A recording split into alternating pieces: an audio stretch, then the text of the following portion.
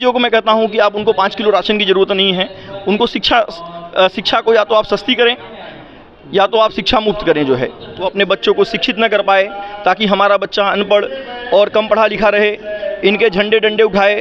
धर्म मजहब के नाम पे जो राजनीतिक है कि वहाँ पे पढ़ने के लिए बच्चे नहीं हैं, बच्चे नहीं आ रहे हैं और बच्चों के यानी कि विद्यार्थियों के अभाव में हम वो स्कूलों को बंद करने जा रहे हैं। देख रहे होंगे कि खास करके महाराष्ट्र में ही 15,900 स्कूलों को राज्य सरकार के माध्यम से जो जिला परिषद और माध्यमिक स्कूलों को बंद किया गया और पूरे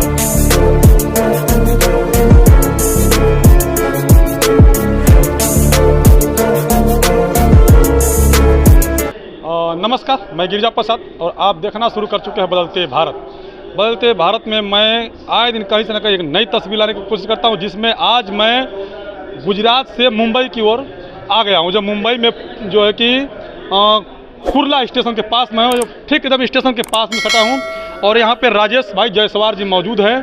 काफ़ी शिक्षा को लेकर के इन्होंने अभी बातें कर रहे थे, उसी बात पे हम लोग बात करेंगे। शिक्षा को लेकर के, स्वास्थ्य को लेकर के, रोजगार को लेकर के आखिर कमियाँ क्या रह गई कि लोगों को शिक्षा, स्वास्थ्य, रोजगार नहीं मिल रहा है, आखिर तकलीफें क्या है इनको। सर जी पहले अपना परिचय दीजिए। मेरा नाम राजेश जायसवाल, मैं मुंबई नालासोपारा में रहता हूँ और मेरा वाटर प्यूरिफायर और कंस्ट्रक्शन का व्यवसाय है।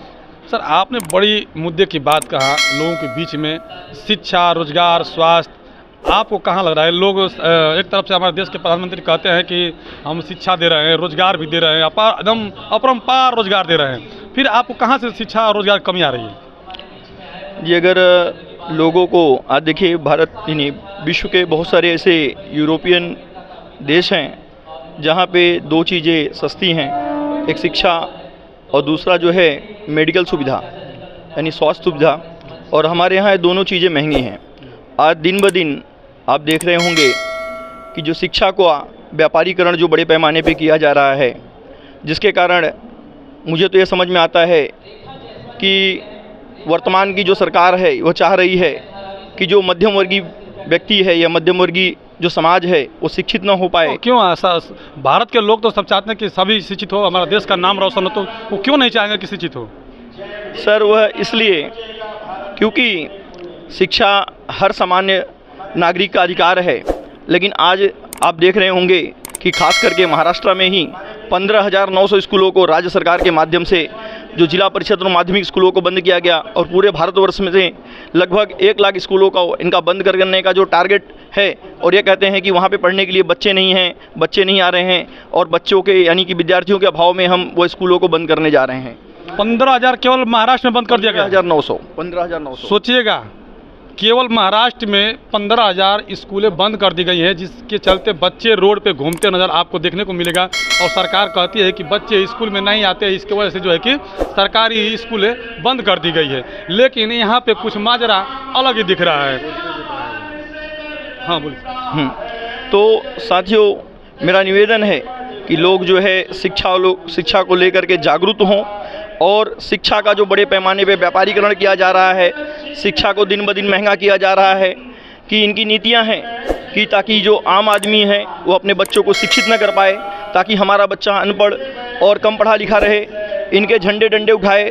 धर्म मजहब के नाम पे जो कुछ राजनीतिक पार्टियां हैं जो चाहती हैं कि वह धर्म और मजहब के नाम पे दंगे करवा करके सत्ता पे हमेशा सदियों पीढ़ी दर पीढ़ी काबिज रहें और इस देश के लोगों को हम लोग शिक्षा से वंचित रखें, क्योंकि उनको पता है कि अगर लोग शिक्षित हो गए तो जागरूक हो जाएंगे, अपने हक अधिकारों को पहचानेंगे और जो वह लाख रुपए की जो नौकरी है लाख रुपए में करेंगे, वो अनपढ़ अगर गंवार रहेंगे, कम पढ़े लिखे रहेंगे तो लाख रुपए की नौकरी 10,000 में करेंगे।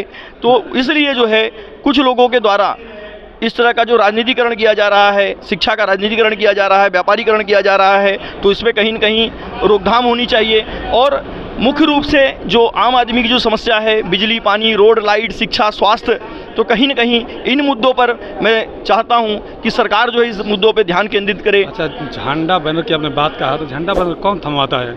सर झंडा बैनर कुछ पार्टियाँ हैं जो नाम तो बता सकते हैं? सर नाम नहीं लेना चाहूँगा, लेकिन जो कांग्रेस, बीएसपी, सर कुछ ऐसी पार्टियां हैं कि समझदारों को इशारा काफ़ी होता है, जो धर्म मजहब के नाम पे हमेशा उनसे अगर शिक्षा की बात की जाए कि शिक्षा के लिए आपका क्या एजेंडा है, आपके पास आप क्या कर रहे हैं भविष्य में, या रोज़गार के लिए आप क्या कर रहे हैं। आज दिन ब दिन जो है लोग बेरोजगार हो रहे हैं। हमारी जो युवा वर्ग है, जो पढ़ी लिखी पीढ़ी है, वह जो है उनको रोजगार नहीं मिल पा रहा है।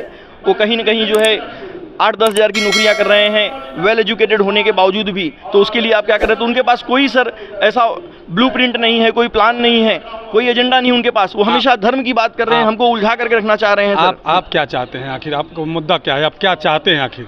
सर हमारा मुद्दा यही है कि जो आम आदमी की जो समस्या, विशेष करके बिजली, पानी, रोड, लाइट, शिक्षा और स्वास्थ्य, यानी बाकी चीज़ों को मैं कहता हूं कि आप उनको 5 किलो राशन की ज़रूरत नहीं है। उनको शिक्षा को या तो आप सस्ती करें या तो आप शिक्षा मुफ्त करें जो है। दूसरी जो है, जो मेडिकल स्वास्थ्य सुविधा है, उसमें जितना भी आप लोग स्वास्थ्य सुविधा, हर नागरिक का अधिकार है, संवैधानिक अधिकार है।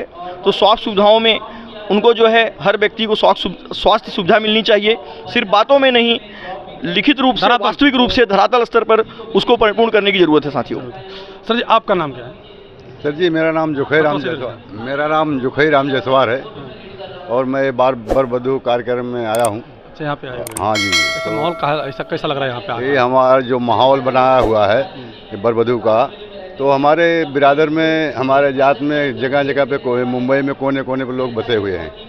तो क्या है कि पहुंच नहीं हो पाते। तो हम लोग क्या है कि जनसेवा विकास प्रतिष्ठान की तरफ से हम लोग जो संस्था बनाए और हम लोग एक एक आदमी को कोने कोने से जोड़ने का प्रयास कर रहे हैं। और हम लोग क्या है, हमारे समाज में सब बड़े लोग नहीं हैं, बहुत गिरे कुचले लोग हैं। और जो गिरे कुचले भी हैं, उनसे जो बड़े लोग हैं, शिक्षित हैं, वो भी जो है सबको जोड़ करके हम लोग एकत्रित करने का प्रयास कर रहे हैं। और ये शादियाँ में कोई लेन देन नहीं है। यहाँ बरबधू कार्यक्रम में कोई लेना देना नहीं है। इनसे हम लोग संपर्क बना करके दहेज मुक्त जो है कि हम लोग यहाँ पे कार्यक्रम रचाए हुए हैं। शुक्रिया सर जी। और इनके लिए हम लोग से जो सहयोग होएगा, हम एक एक जन अपने जात बिरादर से एक एक रुपये ले करके ये तत्व बनाए हुए हैं। और यही समाज का हम लोग का एक वो धारणा है कि हम लोग इस समाज का कल्याण करें और आप लोग का सहयोग मिलते हुए इस समाज का हमारे कल्याण होता रहे, बस यही उम्मीद है और यही धारणा है। जय भीम, नमो बुद्धाय। तो आप लोगों ने देखा, शिक्षा पे बात हो रही थी, राजेश भाई जी थे और यहाँ पे शादी का माहौल था, शादी में आए हुए थे। लेकिन हमारे समाज के जो बीच में शिक्षा, रोजगार, स्वास्थ्य के लिए काफ़ी लड़ाइयाँ लड़ने पड़ रहे हैं, क्योंकि बच्चे पढ़ नहीं पा रहे हैं। स्कूलें बहुत सारे बंद हो गई। आपने सुना कि केवल महाराष्ट्र में 15,000 स्कूलें बंद कर दी गई हैं। अब पूरे भारत में लगभग 1.5 लाख से ज़्यादा स्कूलें बंद कर दी गई हैं, जिसकी वजह से बच्चे आज रोड पे घूम रहे हैं और उनको शिक्षा नहीं मिल रहा है। अब वो बच्चे अगर नहीं पढ़ेंगे तो कहाँ से आपकी लड़ाई लड़ेंगे और कहाँ से वो अपना जो है कि स्वास्थ्य या रोजगार पर बात कर सकेंगे। शायद इसी का वजह है कि शिक्षा को जानबूझ करके साजिश के तहत महंगा किया जा रहा है, ताकि गरीब व्यक्ति बच्चे को पढ़ा ना सके। बाकी आप बदलते भारत पहली बार है तो चैनल सब्सक्राइब करें, लाइक करें, कमेंट करें, शेयर करें। अब बदलते भारत के फेसबुक पेज पे है तो फेसबुक पेज पे हमें फॉलो कर सकते हैं, इंस्टाग्राम पे हमें फॉलो कर सकते हैं। शुक्रिया।